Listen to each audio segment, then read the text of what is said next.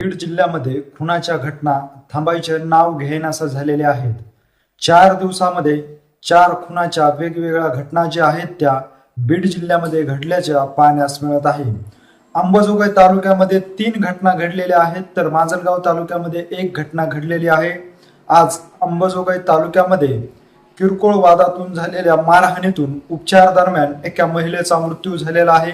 मृत्यू झाल्यानंतर या घटनेतील आरोपींना तात्काळ अटक करण्यात यावी या मागणीसाठी या महिलेच्या नातेवाईकांनी थेट शहर पोलीस स्टेशन अंबाजोगाई या ठिकाणी ठिय्या आंदोलन केल्याचं आज आपल्याला पाहण्यास मिळालेलं आहे। नेमकी ही घटना कशा पद्धतीने घडलेली आहे, ही घटना कुठली घडलेली आहे आणि मयत व्यक्ती कोण आहे तेच आपण या पुढील व्हिडिओच्या माध्यमातून सविस्तर पाहूया। तर नमस्कार मंडळी, बीड जिल्ह्यामध्ये सध्या खुनाच्या घटना ज्या आहेत त्या सातत्याने घडत आहेत। अगदी किरकोळ वादातून घडणाऱ्या ह्या घटना ज्या आहेत त्या खुनाच्या घटनेपर्यंत जाऊन पोहोचत असल्याचं चित्र आपल्याला आज बीड जिल्ह्यामध्ये पाहण्यास मिळत आहे। बीड जिल्ह्यामध्ये 13 जुलै रोजी एका व्यक्तीची भर चौकामध्ये निर्गुण हत्या करण्यात आली होती। तो जो हत्याक्रम घडलेला आहे तो अगदी किरकोळ वादातून घडला असल्याचं आता समोर आलेला आहे। ज्ञानेश्वर वाकडे नावाच्या त्या तरुणाला भर चौकामध्ये दगड, वीट याचबरोबर तीक्ष्ण हत्याराने त्याच्यावर वार करून त्याची हत्या केल्याची घटना घडलेली आहे। ही घटना त्या ठिकाणी घडत नाही तर दुसऱ्या दिवशी पहाटेच्या वेळी अंबाजोगाई शहरातील तथागत चौकामध्ये एका शिक्षकाचा मृतदेह आढळून आला। तो मृतदेह घात आहे का अपघात आहे असा संशय जो आहे तो आजही कायम असून या घटनेचा तपास पोलीस करीत असल्याचं आपल्याला पाहण्यास मिळत आहे।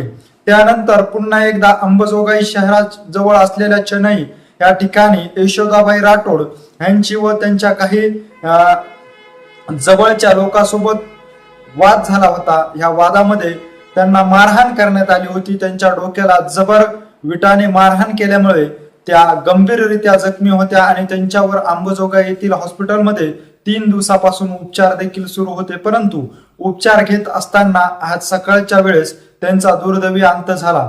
त्यानंतर या घटनेतील आरोपींना तात्काळ अटक करण्यात यावी या मागणीसाठी त्यांचे नातेवाईक चाकलेच आक्रमक झाल्याचं देखील आपल्याला पाहण्यास मिळालेले आहे। या घटनेतील एका आरोपीला पोलिसांनी अटक केली आहे, परंतु उर्वरित 2 आरोपी जे आहेत ते अद्यापही फरार असून त्यांना तात्काळ अटक करण्यात यावी या मागणीसाठी अंबाजोगाई येथील शहर पोलीस स्टेशन समोर नातेवाईक आक्रमक झाल्याचं आपल्याला पाहण्यास मिळालेलं आहे। त्या ठिकाणी काही काळ तणावाचं वातावरण देखील निर्माण झालं असून बीड जिल्ह्यामध्ये आता कायदा व सुव्यवस्थेचा प्रश्न जे आहे तो आणखी वाढत चालला असल्याचं पाहण्यास मिळत आहे।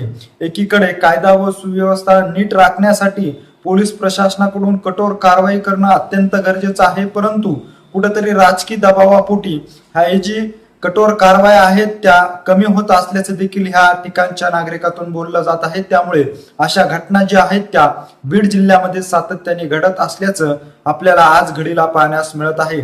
ह्या नातेवाईक अंबाजोगाई ग्रामीण पोलीस स्टेशन समोर ज्यावेळेस आक्रमक झाले होते त्यावेळेस त्यांची समजूत काढण्याचं काम शहर पोलीस स्टेशनच्या अधिकाऱ्याकडून करण्यात आले होते, परंतु त्यावेळेस नातेवाईकांनी चांगलीच आक्रमकतेची भूमिका घेऊन जोपर्यंत सर्व आरोपी अटक केले जात नाहीत तोपर्यंत आम्ही या ठिकाणावर उठणार नाही असा ठाम निर्धार देखील घेतल्याचं आपल्याला त्या ठिकाणी पाहण्यास मिळालेलं आहे। त्यामुळे आता बीड जिल्ह्यामध्ये ज्या खुनाच्या घटना वाढत आहेत त्या खुनाच्या घटना कुठेतरी थांबण्यासाठी आता बीड जिल्ह्याचे पोलीस अधीक्षक असलेले नवनीत कावत या सर्व घटनेकडे गांभीर्याने कशा पद्धतीने पाहतात याकडे देखील सर्वांचंच लक्ष लागलेलं आहे। ज्यावेळेस यशोदाबाई राठोड यांचा उपचार दरम्यान मृत्यू झाला होता त्यानंतर अंबाजोगाई शहर पोलीस स्टेशन समोर नातेवाईकांनी ठिय्या मांडला होता। ठिय्या मांडल्याच्या नंतर शहर पोलीस स्टेशनचे कर्मचारी अधिकारी त्या ठिकाणी उपस्थित होऊन त्यांची समजूत काढण्याचं काम त्यांनी त्यावेळी केलेलं आहे। नेमकं ह्यावेळी शहर पोलीस स्टेशनचे अधिकारी या उपस्थित नातेवाईकांना काय म्हणाले आहेत तेच आपण ह्या पुढील व्हिडिओच्या माध्यमातून सविस्तर पाहूया। यशोदा राठोड आपल्या डोक्यामध्ये मार लागल्यामुळे मागील 2-4 दिवसापासून ॲडमिट होत्या। ज्या दिवशी मार लागला त्या दिवशी आमच्याकडे त्यांची मुलगी आल्यानंतर आम्ही त्याची तात्काळ दखल घेऊन 307चा गंभीर गुन्हा दाखल केला। त्यानंतर जो मारणारा मुख्य आरोपी होता त्याला आम्ही अटक केली आणि त्यांचा उपचार चांगला व्हावा त्यासाठी आम्ही स्वतः डॉक्टरला भेटून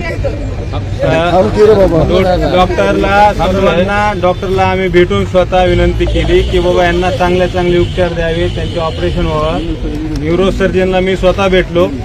ऑपरेशनची काल परवा दिवशीचा विषय ठरला होता, परंतु दुर्दैवाने त्यांनी साथ दिली नाही आणि त्यांना आज दुर्दैवी मरण आलं. त्यांना आपण सर्वप्रथम भावपूर्ण श्रद्धांजली वाहतो मी. आणि त्यांनी सांगितल्याप्रमाणे पहिल्या दिवशीच आम्ही 307च्या गुन्ह्यामध्ये त्यांनी जेवढे नावं सांगितले तेवढे नावं घेतलेले आहेत.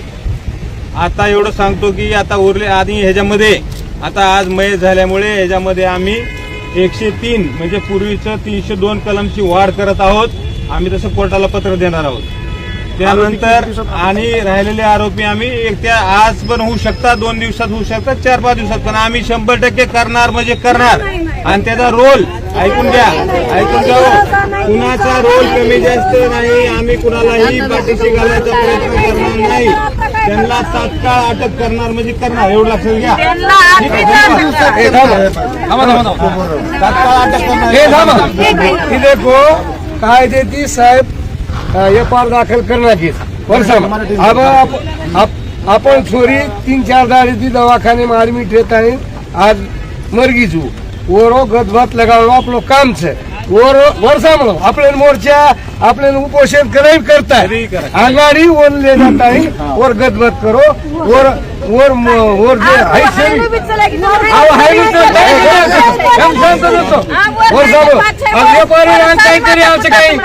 व्यापार तो हेच आहे. अब पोलीस वर काम करे 4-5 दाड़ी नक्की दे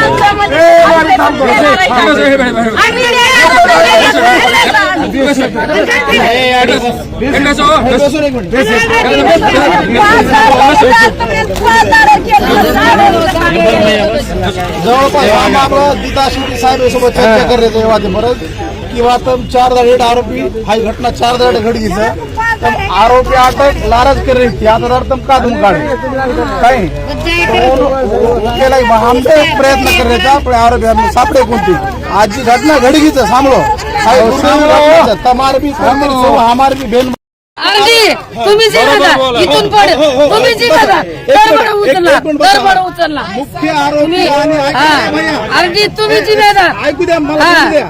मुख्य आरोपी कोण हे साहेब बी ठरवणार नाहीत, मी बी ठरवणार नाही. कोण ठरवी आरोपी कोण आहे, गुन्हेगार कोण आहे. राहिलेले 3 आरोपी ऐका भाई आहे भाई बोलू दे मला. ऐक ना 3 जणांवर 302 गुन्हा दाखल. ऐका ना आपला आपलं पीएम होईपर्यंत भैया पीएम होईपर्यंत साहेब